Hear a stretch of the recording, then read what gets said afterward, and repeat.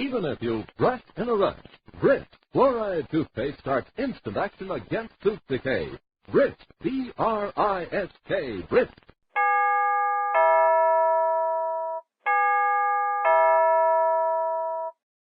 This is it. This is the show. You and I. Aren't you glad you took this time to enrich your life, to have this unique, time-forgotten cultural experience of radio theater? Welcome to the not-so-glitzy world of radio. No, I'm not joking. No fancy set, glitzy costumes, huge orchestra, or chorus line. With radio theater, what you hear is what you get. It's you and I. Bring with you your mind, the director of your being in every cell in your body. Oh, no complaining allowed. You're willing to accept less glamorous conditions when you read a novel, recite poetry, sing to yourself, work with your laptop printer and smartphone while sitting on the toilet or in the shower or bathtub. How glamorous is that? Pretty colorful stuff that mind of yours creates.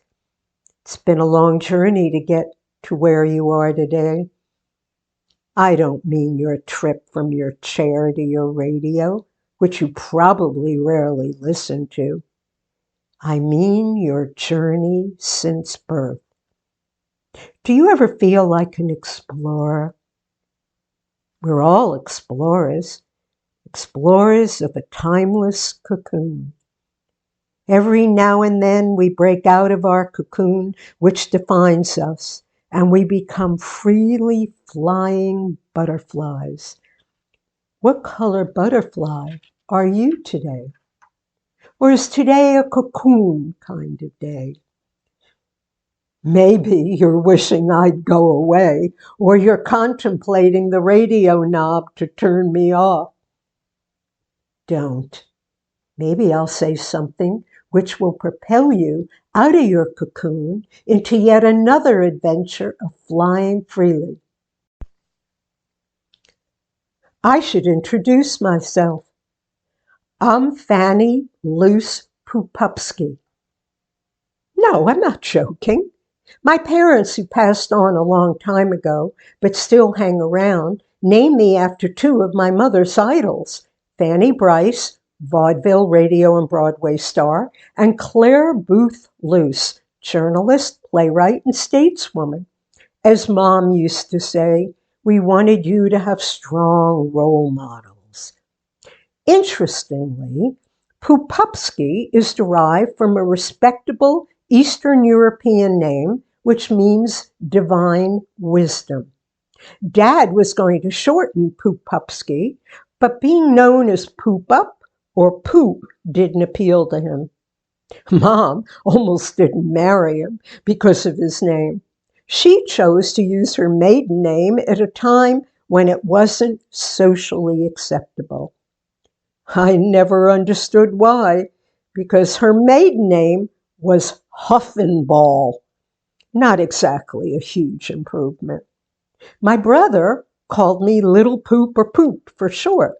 It was endearing, but Mom and Dad wouldn't let him call me that outside our home. Beginning with the second grade, at the beginning of each school year, I asked my parents, well, actually begged, to ask the school administration to have the teachers call me Ups for short, so I wouldn't get teased. Over the years, I became known as Ups. My parents got married in 1929, the day the stock market crashed. Maybe that explains why I've had a fear of making a lot of money and destined for economic failure. It didn't really make any sense because I grew up in a privileged neighborhood. Still, I was positive money and I would never be close companions. I've had a very interesting, almost Forrest Gump-like life filled with unexpected opportunities. On the other hand, a few people have said, I've never had a real job, whatever that means. With money I got for giving the CEO of a major company a few money-making ideas, I'm fulfilling a dream. I bought the building I live in and run a nonprofit gathering place where books and ideas are exchanged. I don't buy or sell anything. I'm a cultural organization, like a community center. I use my own money and live in the back of my building. The front is a bit like an open house, except I keep regularly scheduled hours for visitors. After all, I have a private life, sometimes very private. Join my journey in my timeless cocoon. A long time ago, I cared for my mom. Those memories are still vivid. I can see her sitting peacefully. I watched her and wondered what she was thinking. She spoke only rarely at that point. Mom, with quiet dignity and grace you sit and watch and listen for the sights and sounds. Your nose moves to seek the fragrances which float through the air. Your eyes alert to watch. Your ears ready to listen. Sometimes your lips reach out for a treasured taste. Always at one with the elements. I try to understand and reach for the calm you possess. I know you're in there. Thanks, Mom. I'm happy to hear you say that. You're kind, too. I look at you, small, with strong, full features. Your hair no longer brown. You no longer active. Your smile still beautiful. Your brown eyes still shining. It feels like I've known you forever. You've been my caregiver, teacher, friend. Yet in some way, you seem a stranger. My identity tightly woven with bits and pieces of yours. Hard to know where one of us begins and the other ends, like ionic bonding, strong yet volatile. Flashbacks through our years together leave me with mixed emotions. We've shared much through my childhood, teens, adulthood. So, still defining you and me in terms of us. Now the roles are reversed. I'm caregiver. I'm glad we can share during this unexpectedly long goodbye, an indescribable disappearing act because you missed Dad since he passed on. There's much outside pressure to take you to live in a facility. How do I prepare you for that? Independent all your life. How much of myself will disappear if I leave you somewhere? I wish you could tell me how you feel, but words are difficult for you to put together. Anything you say is precious. Your smile, a daily miracle.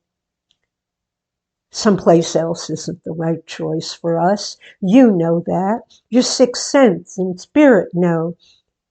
Remember when we danced in the rain in old clothes? I'm glad we had that to share, plus all the dance lessons you gave me and took me to. I loved hearing about your youthful adventures traveling in vaudeville. What a different life than being a mom and teacher. Now you're on a very different journey with me. I'll try to make your spirit's passing special. I'll tickle you once in a while and say silly things so we can laugh. Always hugs, lots of hugs. We'll go on excursions. You need to be a part of the outside world. When the time comes to say goodbye, we'll play your favorite music. I'll pick you up like a Raggedy Ann doll. We'll do a dance step or two and flop on the bed in laughter as your spirit slips away to new adventure. People ask how I manage, particularly lifting you. I smile and say, she's not heavy. She's my mother. Where do you end? And I begin. Who will I be when you're not here anymore? Am I braver or surer than I was before? To whom am I singing? To you, myself. You, me, together, alone on a shelf. I share your silent word and I explore a timeless, wordless point of view. I thought I knew just who I was, but now I've changed and I can't go back. And so I will sing this song. I will sing this song and find a place to belong. Reach for the words and be strong. One day, I was sitting on Mom's bed, rocking her, singing to her. She was comatose. She leaned forward, laughed, and fell back into my arms. She repeated her forward thrust and laugh. Perhaps it was a last gasp for air. I remember it as a laugh because she seemed to be smiling at someone in a dimension I couldn't see. I heard my dad laugh and knew his spirit was in the room. He said, I've come to get you, Marietta. I'm naked because it's my birthday. I'm in my birthday suit. It's time to go. Once again, Mom sank back into my arms. I looked at her face. I knew she had left with my dad and was headed for another great adventure.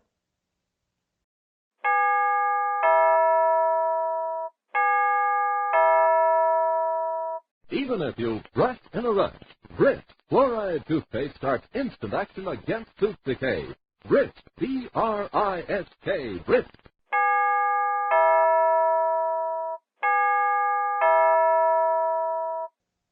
Welcome to the Timeless Cocoon, where books and ideas are gifts to share. We have a special guest. Hi, Moses. Will I marry you? You know I love you. Yes, I know. I've been saying no for 15 years. Oh, it's our anniversary of no? I didn't know there were no anniversaries. Oh, you can try and wear me down all you want. It's your right.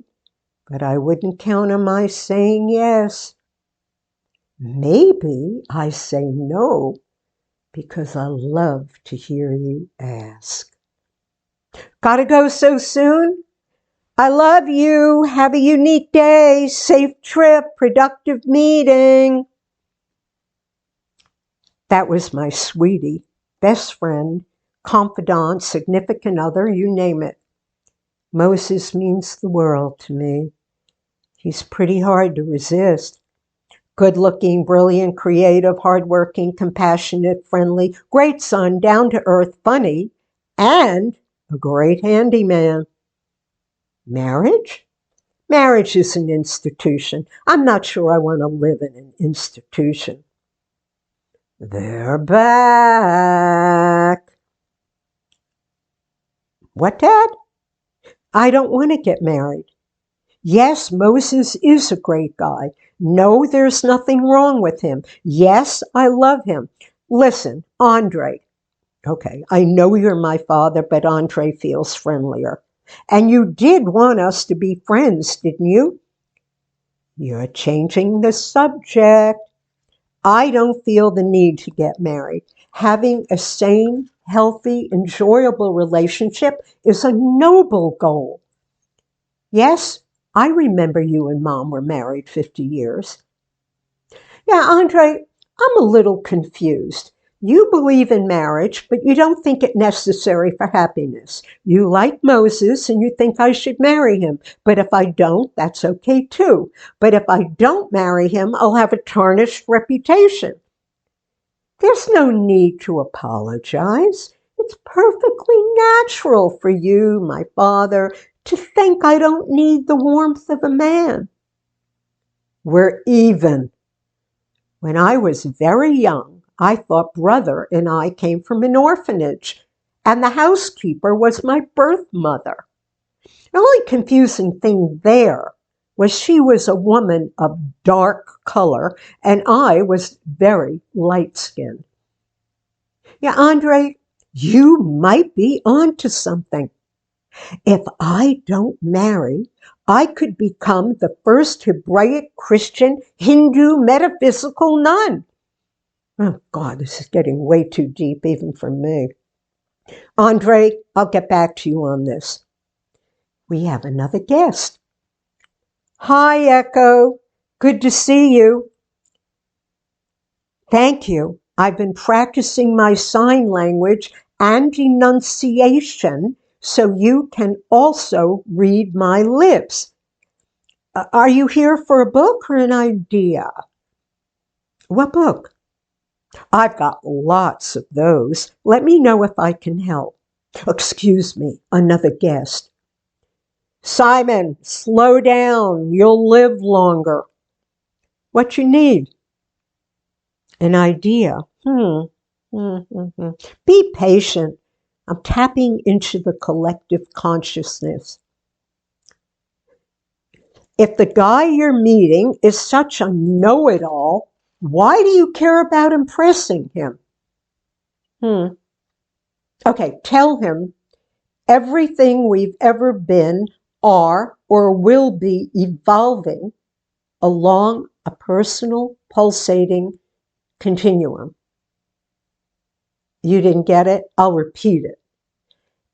Everything we've ever been, are, or will be is evolving along a personal, pulsating continuum, which is also a universal experience. It's not a speech. Be nice. I know it's difficult at times. Echo's not friendly? Maybe she doesn't know you've tried talking to her. Maybe she doesn't hear you. I'll let you figure that out by yourself. Bye. Let me know if the idea helps. Echo. Way down deep, he's very kind and generous. I apologize for his comment. He's Simon. Teaches communication at the university, something I find quite ironic. What book did you choose for your friend? Life After Menopause? Good book, lots of comedy. If your friend can't find humor in menopause, she better avoid it. Small joke. You'll understand better a few decades from now. What book are you leaving in exchange? Skydiving Made Easy. Now there's an oxymoron, easy skydiving. You taking up a new hobby? I'm impressed. How long have you been jumping out of planes? Interesting choice, for you're trying to overcome your fear of height. Glad to help. See you next time. Hi, Andre. Mary Emma. Okay, Mom, Dad. Lovely, isn't she? She observes more and pays better attention than Simon. Seems like some cosmic joke that he teaches communication. I'd like to have Echo's powers of observation and communication. Her mother? Why would she be living with her mother? She's a grown woman. Maybe her mother knows how to let go. Oh, you're hanging around me because I can't let go? Echo's a great name for her. She's so clever. Much of what she shares with me echoes within my mind. Speaking of interesting names, I still haven't gotten over your naming me Fanny Luce Pupupski. Sounds like an exotic dancer who moonlights for a Roto-Rooter service. I miss you guys in the flesh. Sometimes I feel like an adult orphan. Moses? He's fine. Time for a station break.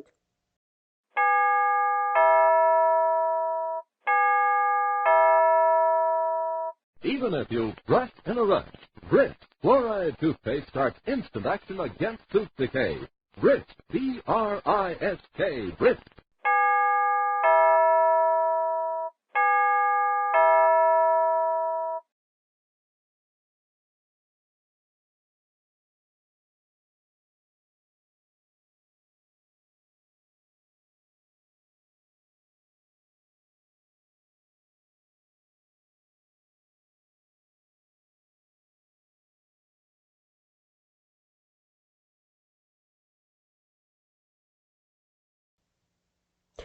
Does the type of activities or their intensity indicate the level of intelligence of the individual who does them?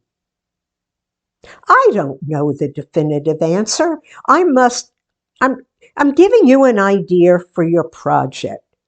Explore the answer. Yes, Simon, although it completely mystifies me, I know your field of expertise is communications. Okay, as long as you don't hold me accountable for my answer. Even though different activities can give an indication of intelligence, there don't appear to be any absolute answers.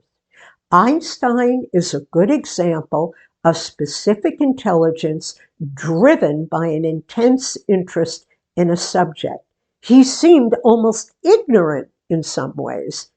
Maybe he just didn't care enough about some things. And does slow progress necessarily mean slow mind? I knew someone who tested as a genius, but chose to make scented candles from beach sand for a living. He worked very slowly. Let's talk more when you come in. A guest just arrived. Bye. No guest. Sometimes I tell a little white lie. I need to be alone. You know what I mean. Do you ever feel your life is a crazy, busy illusion? For example, when I eat alone, no company, it feels like an illusion, probably because eating is more fun with others.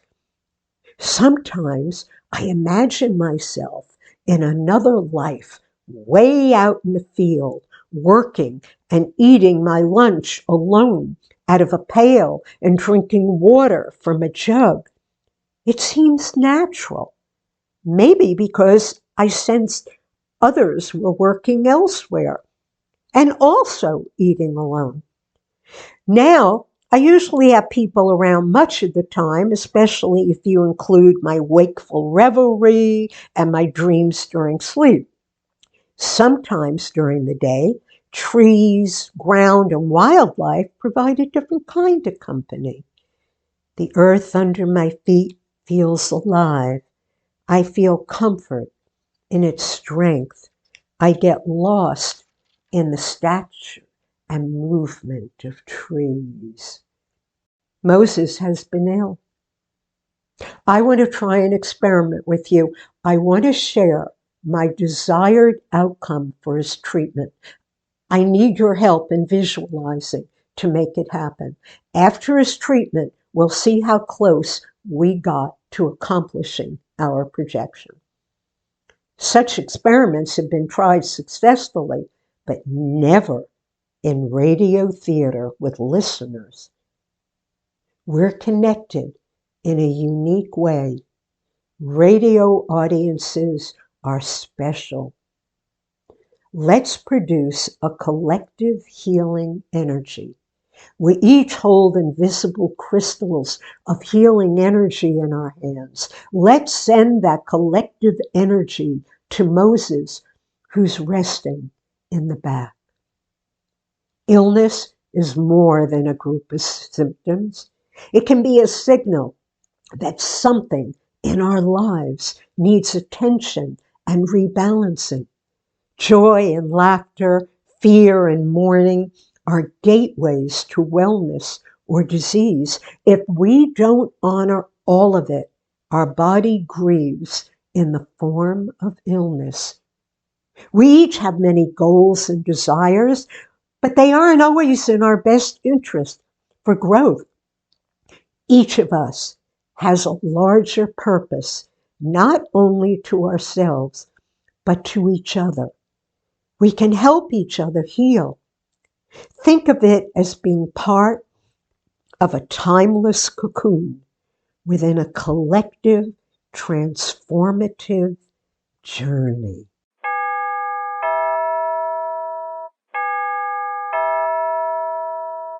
We did it!